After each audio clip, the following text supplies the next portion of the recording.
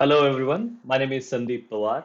First of all, I would like to thank Setu, Priyanka, and the Global AI community, all the organizers, for the opportunity to be with you and present my topic, model interpretability using AzureML. A little bit about me. So I'm a simulation and data analytics engineer at Cree Lighting in US. My background is actually in mechanical engineering, but I have been doing data analytics and machine learning for the past 4 years or so, primarily using Azure and Microsoft data stack. So Azure ML, Power BI, Python, Jump.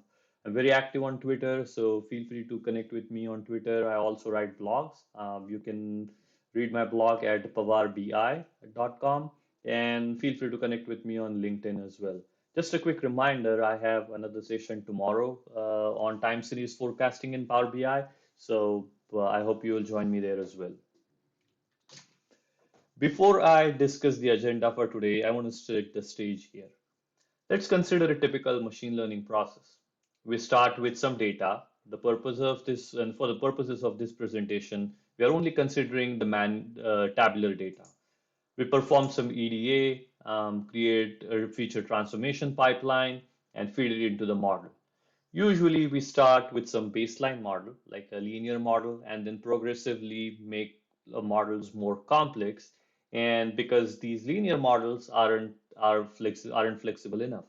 So if we are doing a regression, then we consider linear regressor for classification, logistic or SVC, and then we progressively go toward random forest, gradient boosting, and when we are trying all these different tree-based models, we add more features, we create more features, augment the data, try to get as much accuracy as much as possible out of these models.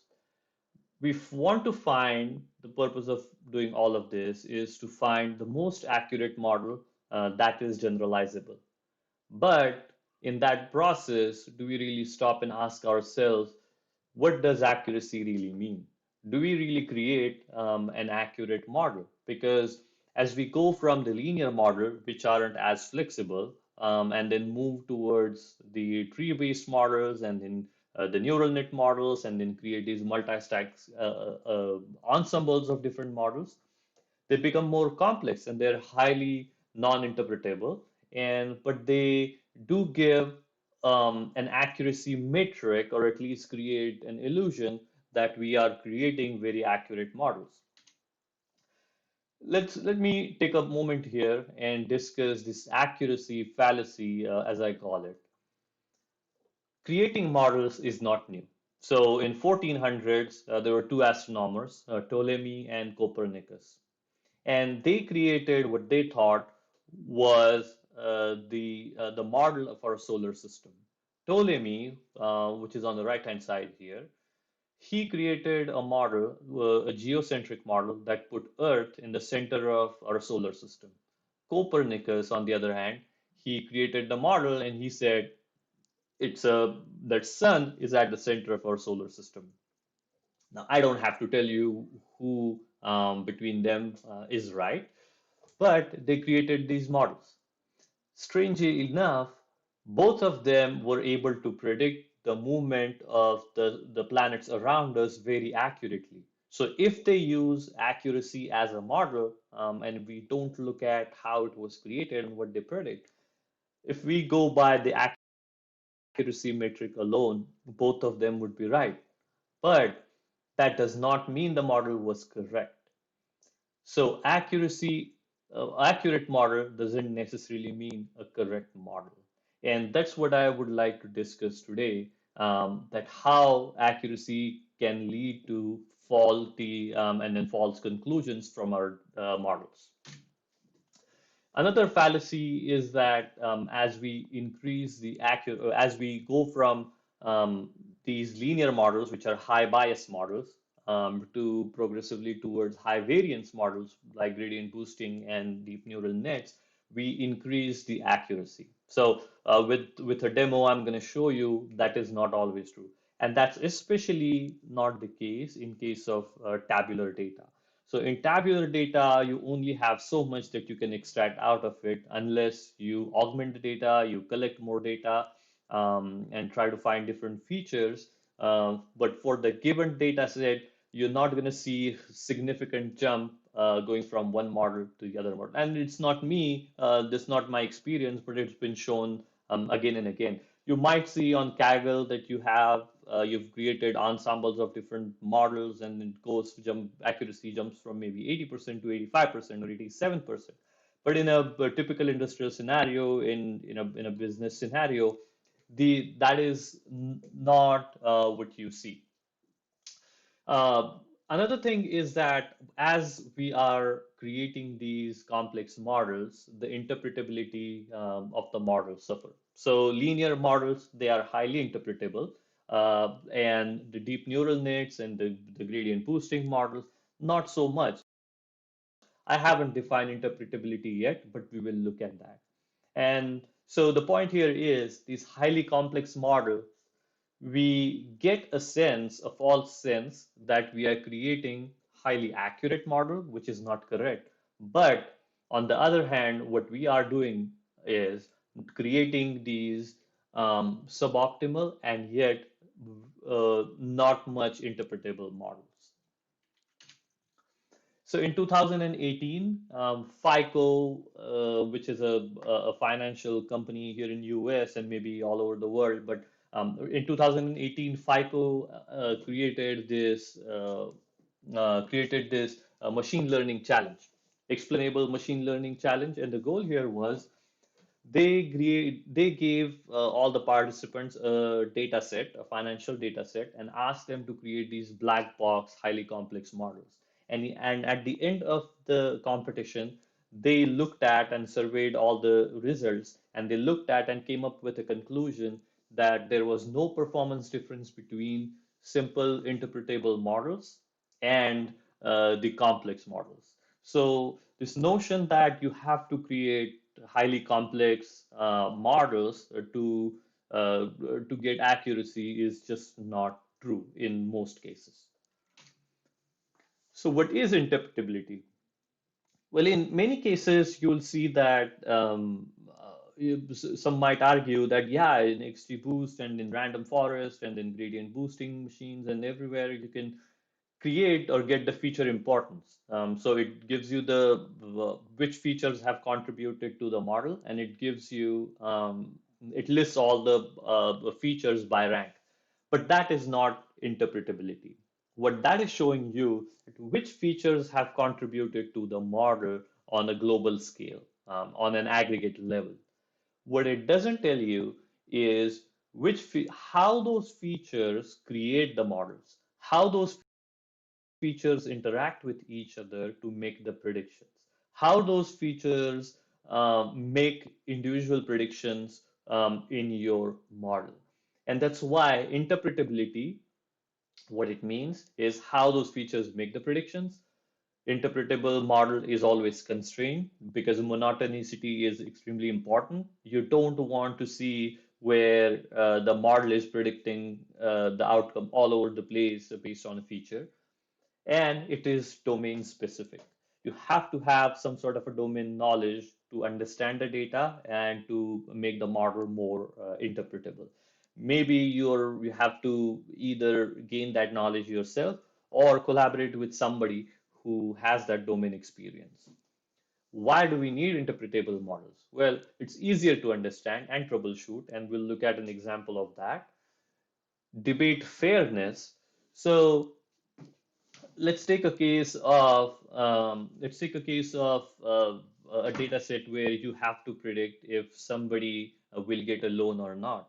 In that case, if we create these complex models and if we don't know how features are making individual predictions, we cannot identify if the model is making fair predictions or not. Is it biased against one class of the population or not? It's just not possible. You can create approximate models, but they are still approximations and not completely interpretable. So creating these interpretable models gives us a chance to at least debate the fairness. Whether we create a fair model or not, that's a completely different question. But at least we can have a debate around it whether the model is fair or not. And the last point is improving the model performance and debugging the model. And we'll look at an example of all of these three cases. So, coming to the agenda of this topic, how are we going to cover that? First, I'm going to show you how to create interpretable and accurate machine learning model at the same time. And how do we do that? Using explainable boosting machines, which is available in AzureML. And second, how to interpret the model. So in Azure ML, there's an interpret ML library, and we are going to use that to understand, go under the hood, and look at how these models are making the predictions. So explainable boosting machine, just a very quick primer, very high level overview. So in a linear model, what do we do? So in a linear model, let's assume we have only one independent variable, x1, and then our y, and we fit an ordinary least squares to that, and then calculate minimize the sum of squares, and then find the best fit line. And what we get in return is the equation, and that's highly interpretable, right? So in this case, if we create this equation, what this is saying is for 1 unit increase in x1, y is going to increase by beta. So there are a couple of things that you have to notice here. First, that these are independent of each other. So x1 and x2 is independent of each other. They're highly additive. So we are adding all the features together. And then third, there is a direct intrinsic interpretability associated with this model. So we can say, we can look at x1 and then say, yeah, for one unit increase in x1, y is going to increase by beta 1. On the opposite end of the spectrum, let's look at the gradient boosting machines. So how does the boosting works? We start with some approximation, and then we fit a decision tree to it on the residuals, and or rather we fit a decision tree to approximation with the features, and then calculate the residuals. Then we go to the next step, and then we take again the features, fit a decision tree on the residuals, and then get the predictions. Then we keep going on, and then we keep fitting these decision trees to on the residuals until some threshold is met. So we do that usually, 100 or maybe thousands of times. And what happens with that is each layer of these decision tree, it is successively improving the performance of the previous models. And that's why these boosted trees are so highly accurate. But because we are working with the residuals, and then we are because there are layers and layers of these decision trees, they render them to be highly non-interpretable. So what's the solution? Explainable boosting machines. So how does it work? It actually marries the linear model with the gradient boosting machines. And the way it works is actually really cool. So what it does, it looks at the feature one at a time. So this yellow, first, let's assume this is the first yellow feature. And in this yellow feature, what the EBM is going to do is fit a decision tree to it, take the residual of that, then it's going to fit the second feature on that residual, then move on to the third feature, and then keep repeating this process thousands of times. So by default in EBM, it does that for 5,000 times. So what it's going to do is keep doing this 5,000 times. Notice here the number of trees you have is number of features times the number of rounds, how many rounds you're going to do that. And then these are all added up and then averaged out. What that does is it gives us this additive property of the linear model.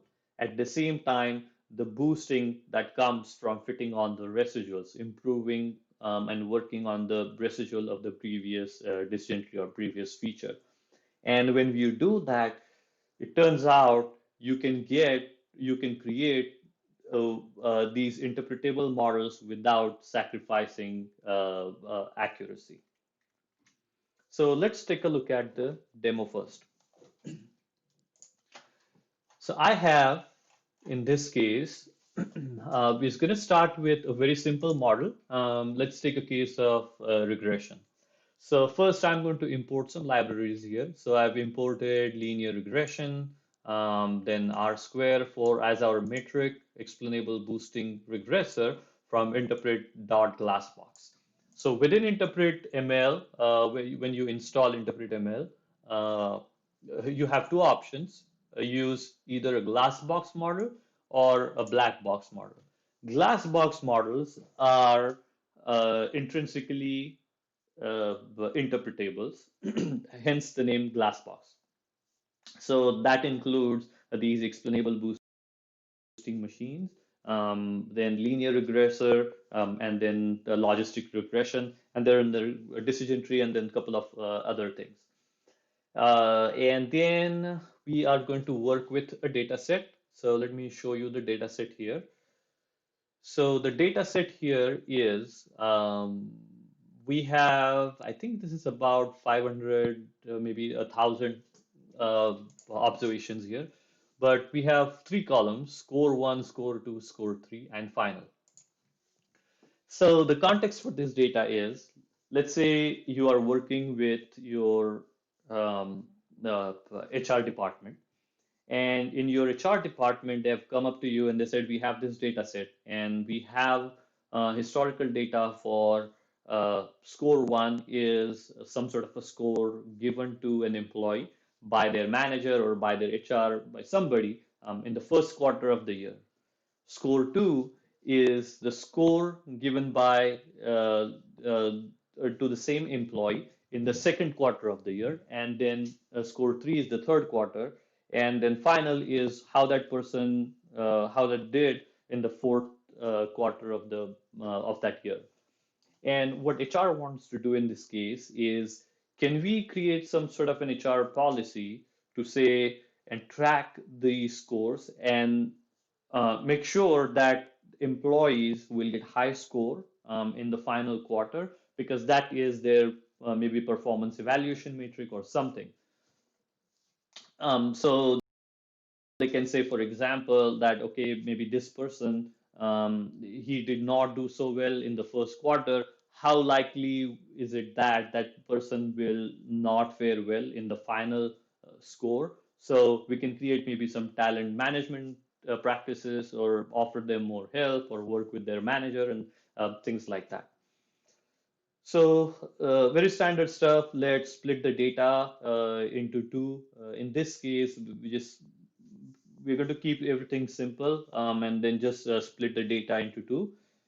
And then from interpret, I'm going to import two things here. Interpret show, that is for creating some visualization. And for data exploration, I'm going to import marginal. And the API is very consistent. What you have to do is import something and then use the class or method explain data, explain global, explain local, and we'll see that in a minute. But I say here marginal, and then I want to explain the data x1, the y1. So explain y1 based on the training data we have. Now, one thing that I want to mention here is we are explaining the data, we are only looking at the training set.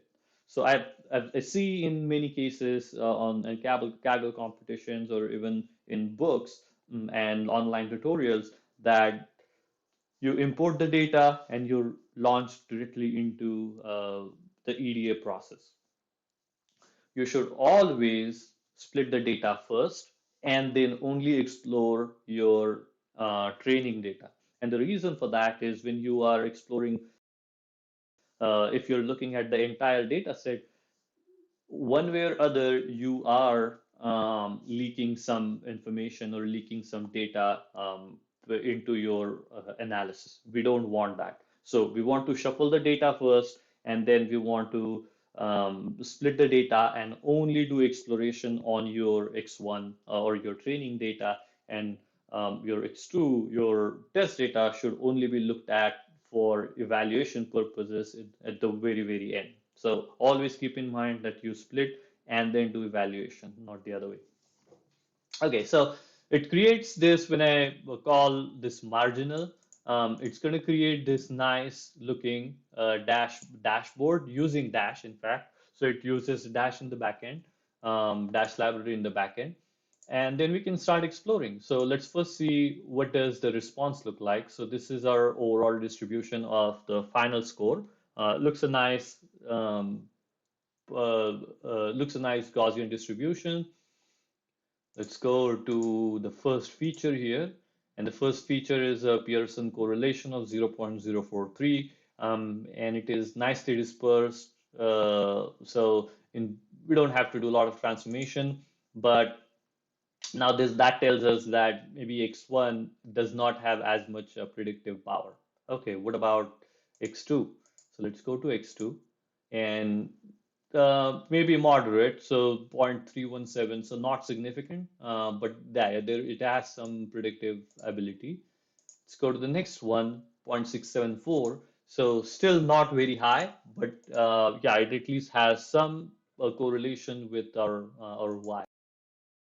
So to set the expectation here, we are working with three features that out of those three, two have not significant correlation. So we shouldn't expect the or accuracy to be very high. So we'll just use that. And in fact, we can, if we see the scatter plot, we can see a nice linear trend over here.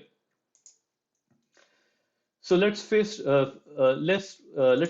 fit a linear model. So I call linear regression from scikit-learn, fit the model on x1, y1, and then calculate the R squared score.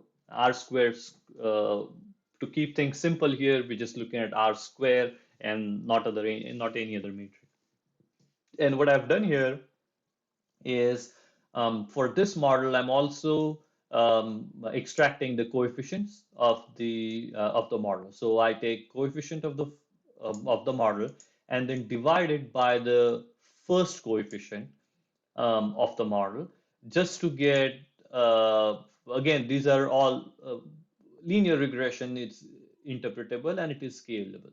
So what I'm saying is relative to, I want to look at relative to the first, how do they look? So the first one is 1, the first coefficient, which is x1, or rather the score 1.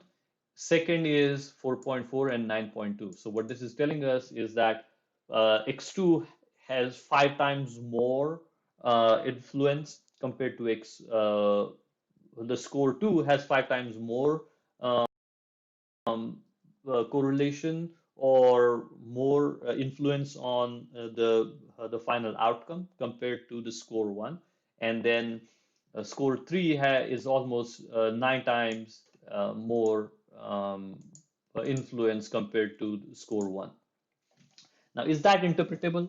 Yes, that is interpretable, right? Now we can go back to our HR and then tell them, hey, you can create the policy, but the way you would create that is uh, if the person who is doing well in the second quarter and the person who is doing well in the third quarter, those two matter the most. So if somebody is not doing so well in the first quarter, it's okay. If they catch up in the second or third, then that is they are more highly likely to do very well in the last quarter. On the opposite end, if they don't do very well in the first quarter but not so well in the second, then that means based on this that they will probably not do so well. So let's first fit an XGBoost model. So we do a XGBoost regressor. Now, in this case, I am going to use the GB linear booster because we want to extract the coefficients from this.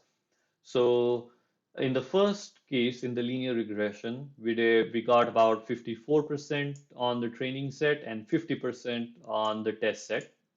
So a little bit of overfitting there with the linear model. Let's look at the XGBoost. With the XGBoost, we are able to extract the same coefficients and we get 53%, which is almost same as the linear regression. And then on the test set, same thing, we got 50.3. What about the explainable boosting machine? So with explainable boosting machine, the process is exactly the same. It follows the scikit-learn convention, and the API is exactly like that. So we call explainable boosting regressor, fit on x1, y1, and then calculate the feature importance and get the R squared score. What do we get? 58% and 50%. So on the training set, instead of 54, we got 58. So it did well. Instead of 50.3, we got 49.3. That could be just because of the random seed there. But so explainable boosting machine did as good as for this data set, as good as the XGBoost model. So we're good. So the purpose of showing that is you can now that granted that there is not much you can extract from this data, but that's the purpose, right? In tabular model, there is only so much information that you can get out of it. So might as well use an interpretable model. What about interactions? So what interaction is, if we create, if there is some interaction going on between all of these terms, it would be, let's say you have score one and score two. So score one times score two, score one times score three, and then score three multiplied by score one. Those are the interaction terms.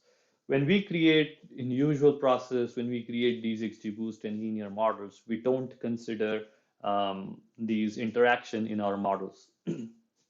And in explainable boosting machine, you just have to pass in the interaction, how many interactions do you want to consider, and it will include interactions within your model for all the possible combinations, and then only keep the ones that are able to explain or able to add to your predictive to your in making the predictions, the ones that have high future importance.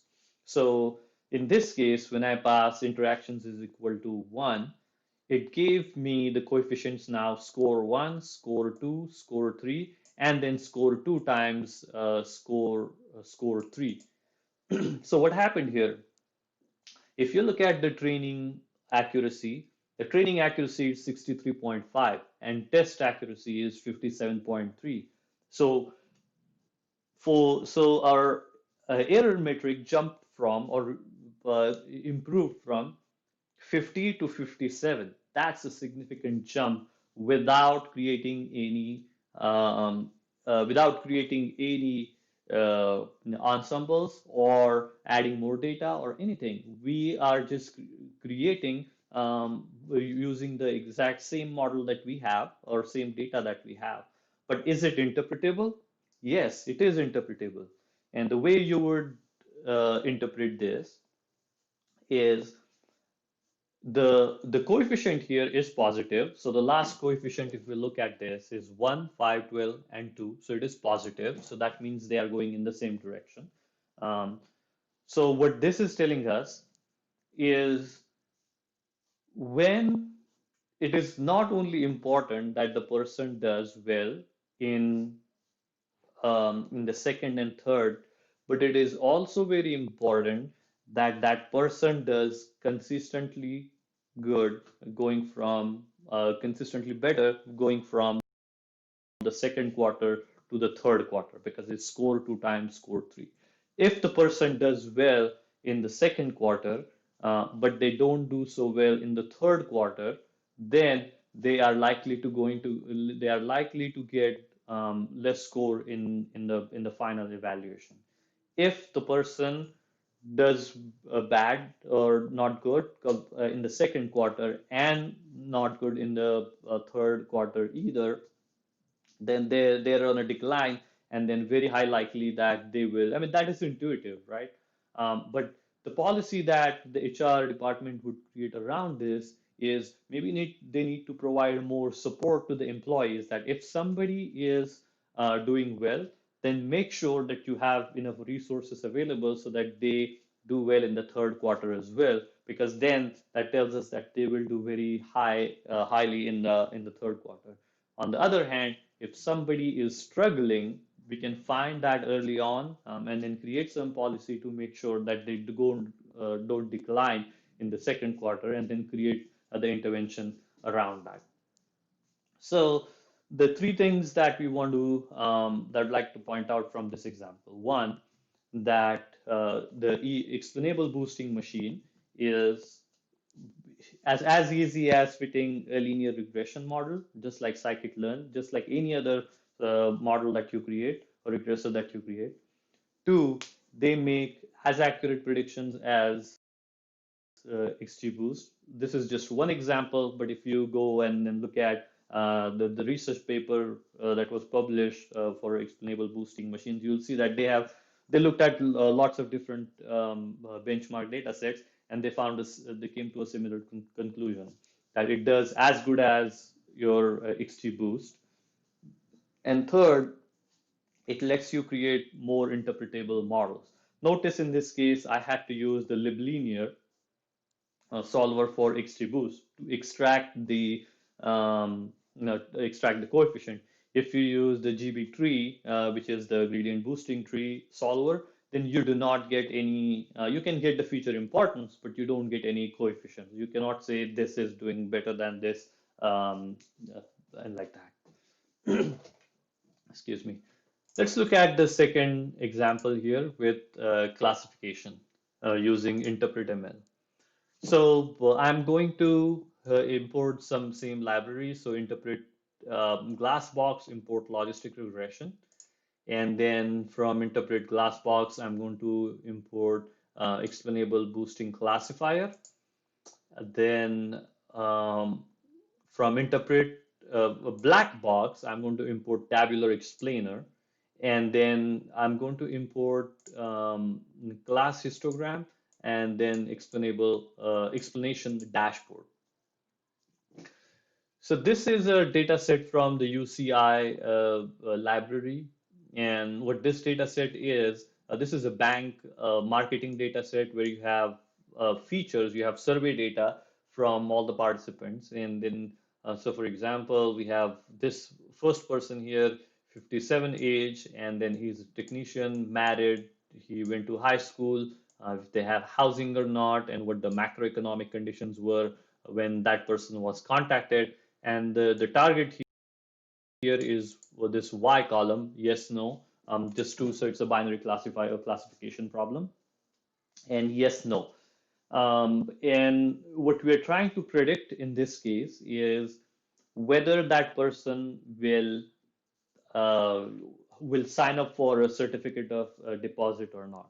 So we'll survey them. We have all of this data about this person, all the macroeconomic conditions, and a lot of other data. And then we want to see that based on this, can we predict if that person will sign up for a certificate of deposit with the company or not. Now, this may look like a toy data set, and I'm sure you have looked at it 100 times. But the reason why I wanted to use this and not some unknown data is you will see that even with this known data set, you can get so much out of it just uh, by creating these explanation dashboards and then interpreting the models differently. You will start looking at the data and the model very, very differently when you use the techniques that we are going to look at now. So I create some functions here. So I'm going to clean the names here because there's emp.var. So I'm going to replace that with an underscore, clean the data types, and then binarize my yes, no to 0, 1. And then I'm going to use all of the data. So all the data that's available to me, I'm taking using all the features that are available there, and then I'm going to start with the baseline, which is logistic regression. So I take the data, use all the columns that I have, and then um, one hot encode the data, because for logistic regression we cannot use categoricals or string as is. We'll have to dumbify them. So we'll do that, and then split the data into two. And then we're going to stratify the data to make sure we have the same proportion of class labels in both test and train. So we do that. We're using the liblinear solver. So let's go ahead and do that. So I fit the model here. Now before we look at the accuracy, let's go ahead and use the same process and then fit an explainable boosting classifier now. So I fit the explainable boosting classifier, and notice in this case, in both the cases, I'm not doing any optimization. I'm just using the exact same out of the box settings just to keep things simple and also show you that without doing a lot of any of the optimization, we can get good accuracy. So do that, and then this is where the cool stuff happens. Now I'm going to define a few things. So first I define that I want to extract global explanations. So I do the model. So EBM is the model, and then dot explain global, and then LR, which is logistic regression, and then explain global for that. Define local explanations. So same thing, local, explain local. For performance metric from Interpretable, I use ROC, that's receiving operating characteristics, so we can get the AUC score. So explain performance. So again, the API is very consistent. Explain global, explain local, and then explain performance. And to look at the class histogram, I'm going to use class histogram, and then I want to explain the X1. In regression, we looked at the margin, right? It's exactly the same thing. We want to explain Y1 based on X1, based on the training data. And then I call or compile a list of all the different explanations that I want, and then call show on it. And it creates this nice looking dashboard for me. So what does it show? So let's go to the first tab with data, and then I pull this down and look at the training data. Scroll down, and then I have the response distribution. So 0, 1, 1 is that person signed up, 0 is that person did not, so person did not sign up. So we have about 80-20% distribution there. Let's look at age. How does that vary across the age? A few things to notice here. So we still see 80-20 about split there. So if I look at only the zeros, that is no's, it does look like right skewed distribution, some sort of a log normal type of distribution. We have a very long tail on the right hand side, which is understandable. We don't have as many points here on the right side. If I look at one, then about the same thing. It does tell us that the distribution is about the same. So we should expect that across this we have same class histogram, or rather same distribution across different classes. So let's go down. Now, what about the performance of these models? So let's click on performance, and then I'm going to select logistic regression and EBM for performance analysis. What does it show us? It's showing us for logistic regression, it's 94% AUC score, so 94%, let's say 94% accurate, and EBM is 93% accurate. So EBM did not do as well compared to logistic regression. Um, yeah, so it did not do. Overall, they're comparable. If you look at the false positive rate, they do look similar. So usually we just would stop at this point and then we'll say, okay, logistic regression it is because it is high accuracy model. So let's run with logistic regression and then we're all good. But let's dive a little deep into it and how those predictions are made. So I'm going to go to the global tab here, and I'm looking at logistic regression and EBM. And by the way, you can add as many models as you want for comparison purposes here. So do that. And then I have logistic regression on the left side and then EBM on the right side. Well, one thing you would notice right away is they do not make the predictions, at least on an aggregate level, similarly. So for EBM, it's saying duration is contributing significantly compared to any other factors. And because this is all additive, we can look at this, however, this is a 0.43 and this is about 0.9. So duration uh, is giving twice as much important as this EMP variable rate. Whereas in the logistic regression, we don't see duration here, but we do see month May, then consumer price index, month March, contact cellular. So they don't match in a lot of, if we look at the top 3 or 4 features, they don't really match. I mean, so that tells us, for one, both of these models are getting us approximately the same accuracy. But if we look under the hood, they are using these features differently to make the predictions.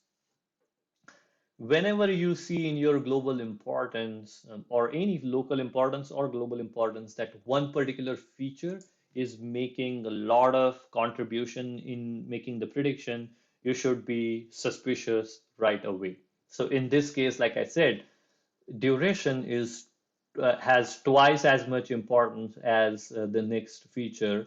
So you have to look very closely at any of those factors. So in this case, duration. Let's look at the local importance and let's see how the local predictions are made. So if we look at this, the actual is 0,0001. So 1 is where both of these models, they made an error. So the actual is 0, but our model predicted that that person will sign up. Okay, so how did the two models do make the predictions?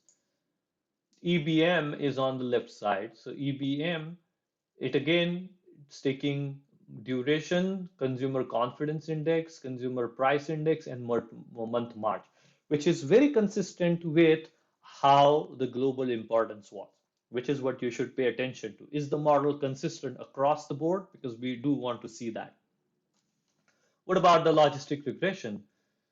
In logistic regression, there are only two factors that are contributing to it. So 35 and 34. So 35 plus 34, that's 69. So 70% of the overall contribution is just made by number of people employed in the bank and then consumer price index. Now, does it make any sense to you that a person will decide whether to sign up or not based on the number of people employed in the bank?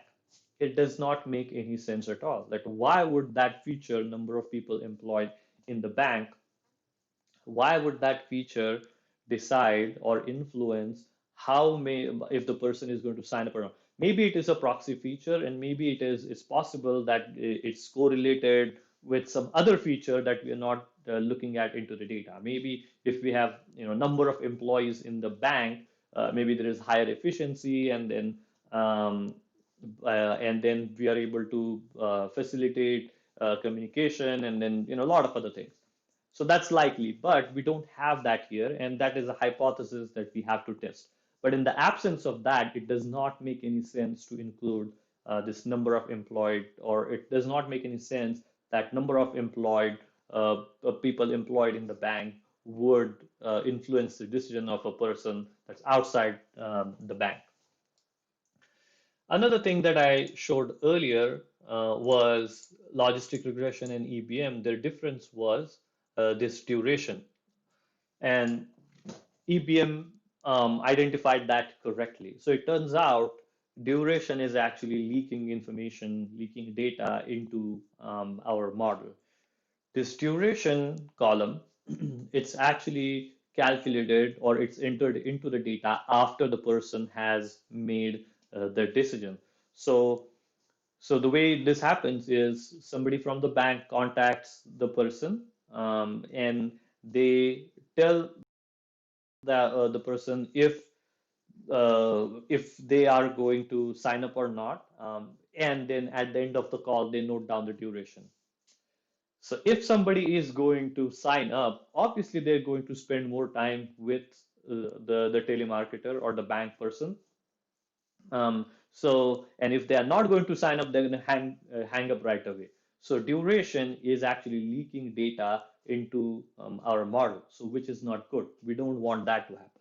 Now, when we look at when we create a typical machine learning model, we do not pay attention to these things. But because we have these tools available at our disposal through InterpretML, we are we are able to look at how these predictions are made and if they make any sense. One thing that I mentioned early on in my presentation was domain knowledge.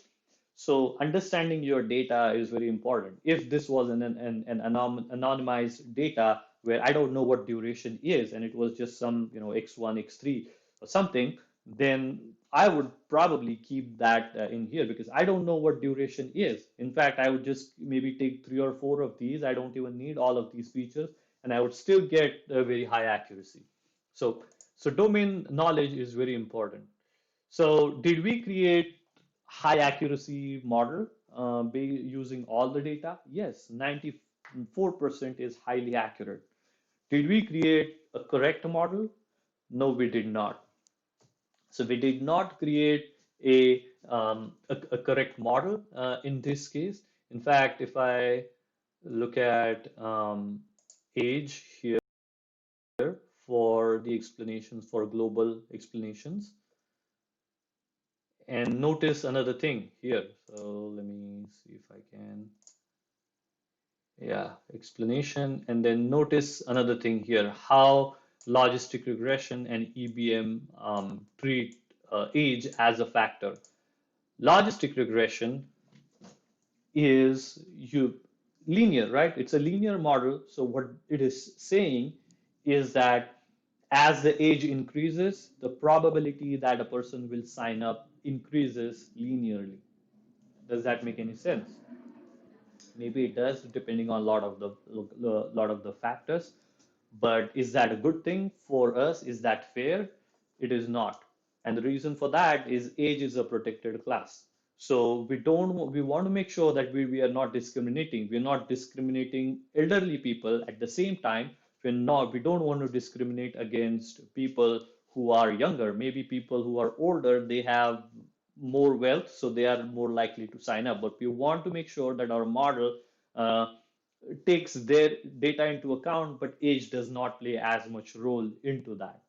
Look at age as a factor for EBM. It is consistent, going from, let's say, 32 to 60, and then it goes up.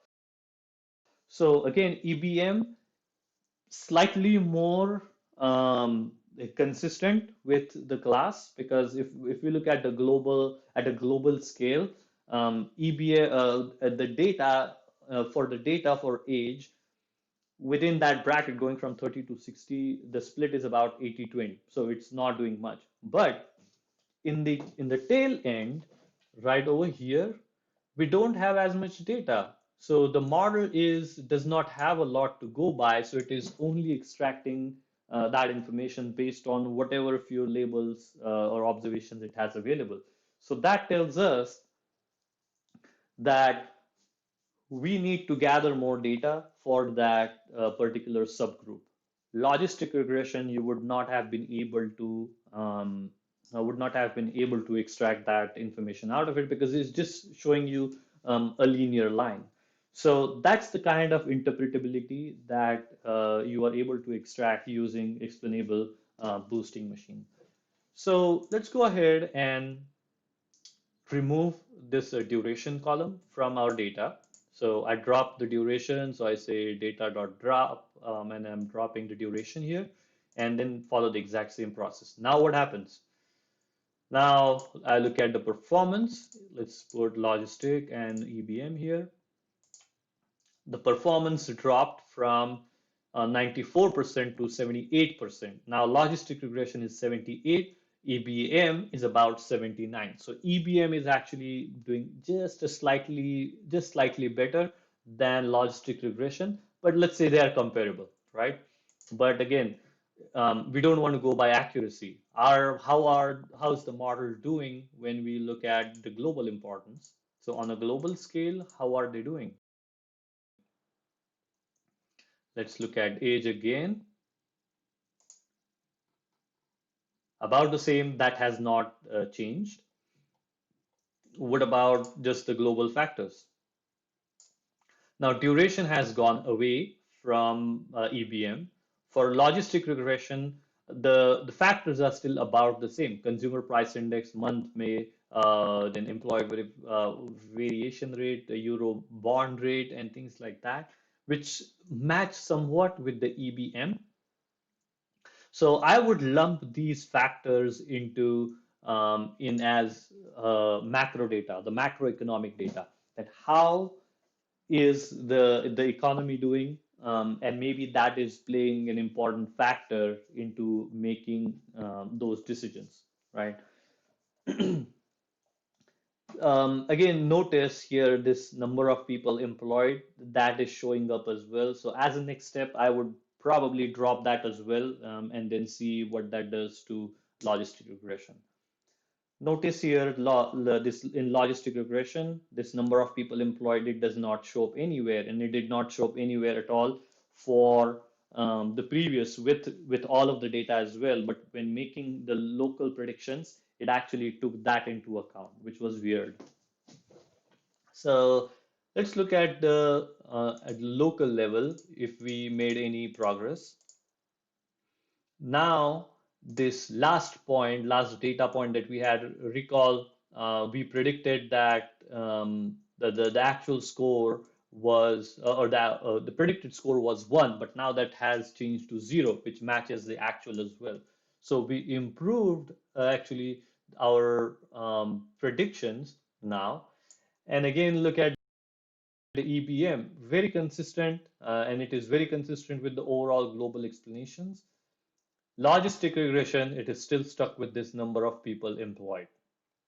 Don't know why what it's trying to do there, but that again gives me another what should I do next? So next step would be to remove this NR employed and see what happens. What's going to happen in that case is because EBM is not taking into consideration, so it's way at the bottom here, right? So it's way at the bottom here.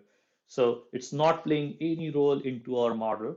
So it's extracting or it's making the predictions based on correct set of features. So it will not influence its prediction. Whereas logistic regression, because it's taking this number of people employed in the bank into account, it's highly likely that it will make an incorrect prediction. Maybe its overall global accuracy will not change, but at the local level, wherever it finds this spurious correlation between the data for number of people employed, it will make inaccurate predictions.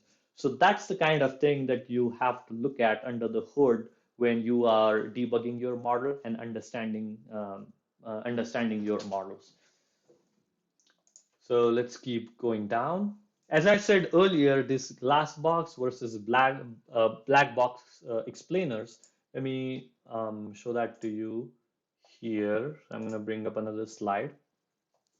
So there are two flavors, or rather three flavors of explainability and interpretability techniques that are available through Interpretable. So first is SHAP. So what SHAP is, it's Shapley values based on the person or the economist Lord Shapley who invented this. This is based on game theory, and at a very high level, what game theory is you have number of participants in a game, and they interact with each other. And game theory, what it tries to do is optimize or make the outcome fair so that it is distributed fairly, the outcome is distributed fairly for all the players, which is very similar to what we are trying to do with the features. Treat these features as people in the game, and all these features are interacting with each other, and we are trying to find out how to make the prediction, which is the outcome, as fair as possible. So that's what the Shapley values are. And the property of this Shap is it's additive in nature. So if we find something, then we can say, okay, this is making that much prediction. You can subtract and you can divide, and then it gives you nice interpretability, uh, interpretable solution there. So there are two things that we want to look at in SHAP. The tree explainer, which is up at the top here. So the tree explainer and the linear explainer, these are deterministic in nature and they are model specific, meaning you can only use if your underlying model that you have created is a tree-based model, like a decision tree or random forest, then you should use a tree explainer. If you are using a linear model, maybe like linear regression or logistic regression, then use the linear explainer. Kernel explainer, on the other hand, it's model agnostic and it is approximate. So it's going to approximate the predictions. So not as accurate. So you have to keep that in mind that it is just an approximation.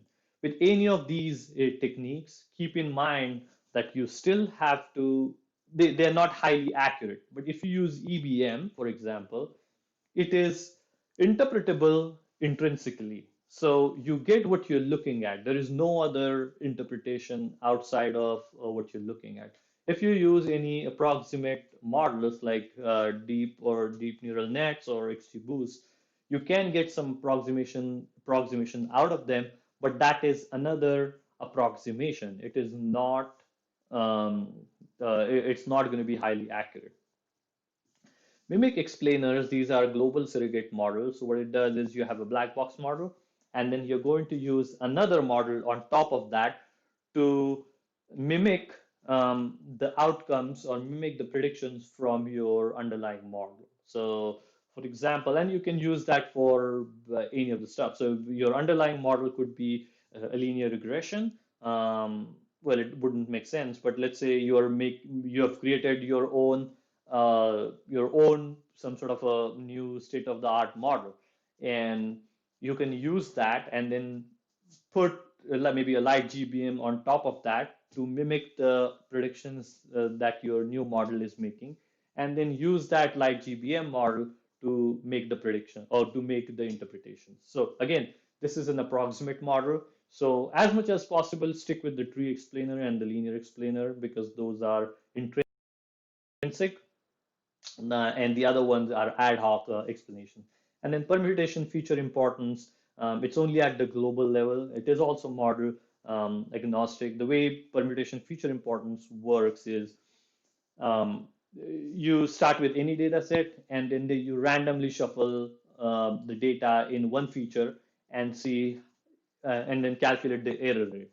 And if the error by shuffling the data in that column or in that feature is increasing, then that means that feature is important to the predictions. So it does that for all the features and then gives you the error.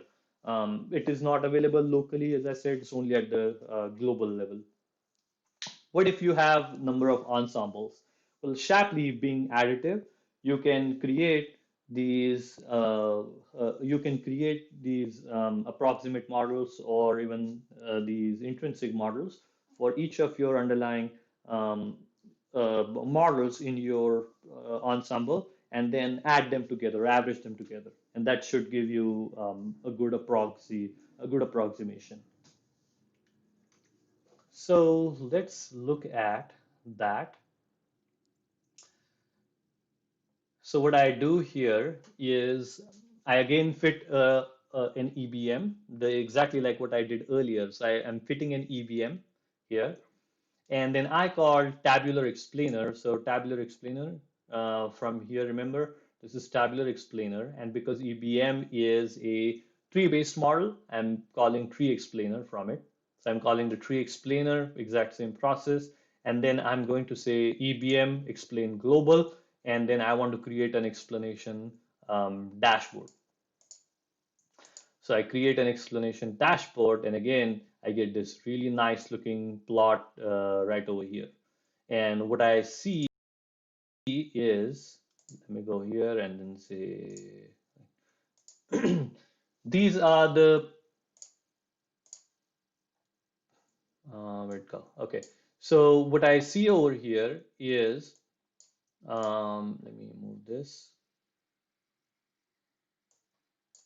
For across my data set, it created these bins automatically for me for the age. So I selected age on the y-axis and then my probability on the x-axis, and then my accuracy for across the subgroups of the data right over here. So for 46 to 52, highly accurate. We don't have enough data here, but just for the purposes of this demonstration, just assume that we have enough data. 46 to 52, overall, it is accurate, but there is a wide spread in the overall distribution of the accuracy. 32 to 38, highly accurate, and at the same time, not much. So there is not much uncertainty here. So both for younger age, our model is making predictions, and overall, it is accurate, and there is mm, less uncertainty in the data, or rather in the predictions. Let's keep going.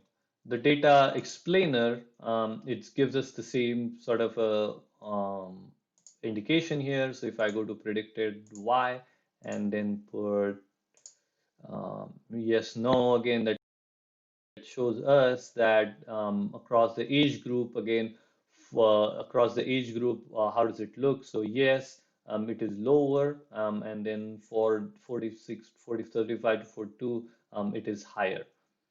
Let's go to aggregate feature importance. So which features are important? Employee, this VAR rate and the number of people employed, and then consumer price index. So overall, macroeconomic factors are important in making the predictions for the data set that we are trying to explain here. If we want to add a cohort meaning, let's say I am interested in, let's go to data set, and then I'm interested in how am I doing it for people who are, let's say, by marital status. And then I'm going to add filter and then save. So how are we doing across the different. Okay, not bad. I mean, it is consistent across the board. What about the model performance? We can look at the model performance for our cohort as well. Um, so a model performance for a cohort as well, and then we can change it from here to go to marital and then select. And then for married people, again, the distribution is significant. For divorced people, not so much uncertainty. In this data set, we don't have enough points, so maybe we can't make direct conclusions. But assuming we have enough points, we can look at the subgroup accuracy and figure out where the model is making not so good predictions. What about local feature importance? Let's look at, I'm going to go to all data, And let's look at this guy over here.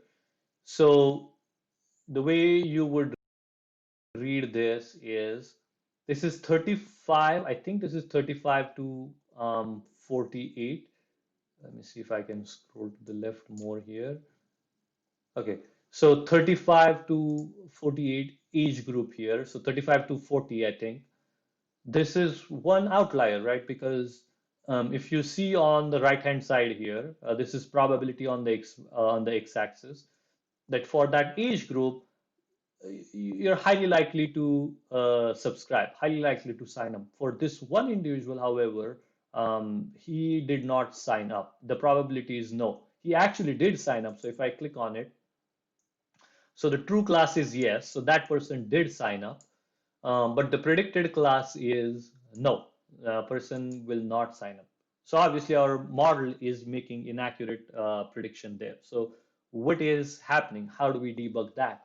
That's where this what if analysis and local feature importance comes into the picture. What this is doing is it's uh, Interpretable is creating a Morrison sensitivity analysis. So what it's doing is it's looking at the neighboring values for that data point, and then based on that data, we can extrapolate that data and make some predictions based on those neighboring data points.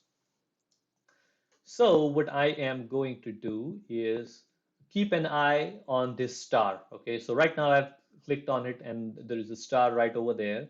I'm going to go for this person. I'm going to go job is unknown to, let's say he's in management. Would that improve that the star is still there? So that did not. So that did not play any significant role in our prediction. So let's stick with unknown. What about if this person was married? Would that do anything? Yes. So if that person was married, then he will move towards, if we move on the right hand side, move to the right side, then that means we are his probability of signing up is going up. So right now he is less than 40%.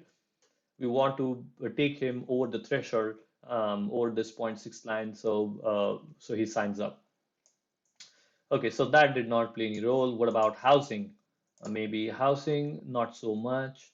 So you keep going through this, and then if I click on failure, now look what happened. Now, P outcome, when I change that P outcome to failure, the probability suddenly increased from whatever 0.33% to 54%. And my original class was yes, and my new predicted class is also yes. So what does that tell us? So this P outcome feature is nothing but whether that person, how did he respond to the previous campaign? Was it successful or not successful? If in this case, that person had already said yes to the previous campaign, it was successful. That's why he did not sign up. If it changes to failure, then that person is likely to sign up. So what is the interpretation here? The model intuitively is making sense that if a person did not sign up in the previous campaign, then if all the other factors are taken into consideration, then he will likely sign up. If he has already signed up, if the campaign was successful, he has no reason to sign up again, or maybe less likely to sign up again. So model counter intuitively is making a lot of sense, which is very important in creating these interpretable models in our case. And then we can look at partial dependence plot for these as well. So what the partial dependence plot does is we look at an aggregate level. So similar to what we looked at earlier, how each of the factors they contribute to the overall prediction and how it varies across different across the different segments of our group. So we can look at, and these are extremely important. So there are two things that we want to look at: partial dependence plot, and then we also look at the conditional expectation plot. So if I look at this guy over here, and then look at this, and then change from, let's say, if I go to change from, remember, we looked at P outcome. look at P outcome. If there is a failure, then that person is highly likely to sign up. If it is a success, not likely to sign up. What about, um, uh, let's say age? Did age play a factor in this case or not? Yeah, not so much. So it's showing for us, even if he was older, the probability would have stayed the same. So that's the kind of thing that your company is going to get, and you have to make sure you speak with your domain experts to make sure your model is interpretable in a sense that that is consistent with their understanding of how things work. Many times it will be counterintuitive, and that just means that you'll have to do more hypothesis testing and then figure out where the model is not making sense. So the two examples that I've given so far, we have identified a few things. One, EBMs, or these explainable boosting machines, which are these generalized additive models. They make highly accurate predictions. Two, they make interpretable predictions. Three, using Azure ML, you can discover a lot of insights from your data as to how the model is making the predictions. And four, you can identify, compare the predictions made by different models and then find out how each of them differ from each other and then calculate the error rates across different subgroups. But what about the accuracy? Let's go to the third and the last example that I have. I'm taking this exact same data set here, and I am going to, what I'm going to do is follow the same process, but what I've done here is I'm actually um, fitting 12 different models. So I start with stochastic gradient descent, logistic regression, random forest, XGBoost, gradient boosting classifier, extra trees, PyTorch, so deep neural net, light GPM, cat boost, explainable boosting machine, explainable boosting machine with one interaction, explainable boosting machine with two interactions. And this takes very long. That's one thing about EBMs that you have to take into consideration because it's fitting all these thousands of models. It is actually very slow, but it's worth the wait. So when you do that, you'll see these are the table gives you the accuracy score for all the 12 models. And you also can see their mean time to how long it took. So EBMs, 54 seconds, so almost a minute compared to, let's say, GBM, a fraction of a second. And then their mean score. So GBM was actually most accurate, so 0.803, followed by gradient boosting classifier from scikit-learn 802. Then EBM is 802, and then logistic regression as well, 0.796. So the top 6, 7, 8 models are pretty consistent. So you could choose any of those based on the accuracy metric and you would be good. There is not much performance difference between them. But should you in a typical, there are two arguments to be made here. Either you go with the most accurate model, which is the light GBM, or you go with the simplest but the accurate model, which is the logistic regression, which is gives you about the same performance. So as we discussed on the very first slide that I showed you, that on the right hand side, here, rather here, you have linear model, which is simple but accurate. On the right hand side here, you have the XGBoost and the boosting machines, which are more accurate but less interpretable. And what lies in between those that is equally accurate but is highly interpretable is the EBM. So EBM now gives you the same accuracy without sacrificing interpretability. So, so the exercise from this exercise, which you can get out of this, is use EBM XGBoost and all the other complex methods are great, and you should definitely try them out, but give EBMs a try. The last thing that I want to show you here is this.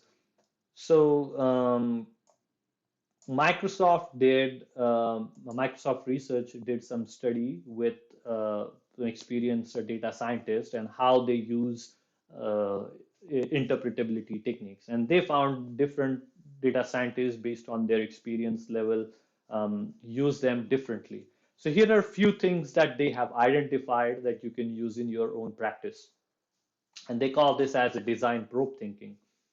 First is local instance explanation, meaning local importance, that how an outcome is made, which is what we looked at earlier, right? That how an outcome was made, you click on the explanation dashboard, and it gives you how an explanation or what the model did to make that prediction. Explanation comparison, meaning how the two similar observations, um, how do the predictions differ? Counterfactuals, the sensitivity analysis that we did with the what if scenario analysis. Nearest neighbor, which observations have similar outcomes? Regions of error, where is the high uncertainty and where are the predictions likely to be highly inaccurate?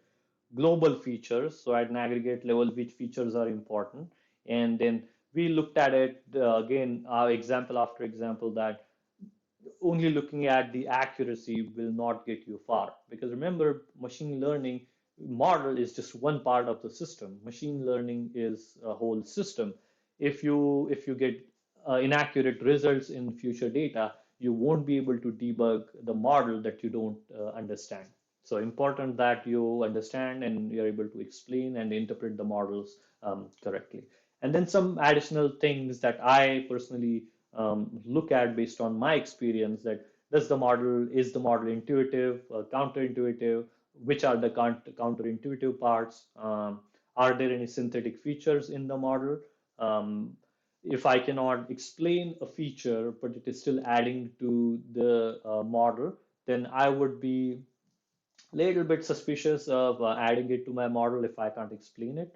Um, are there any data that leaking the information to in creating the model?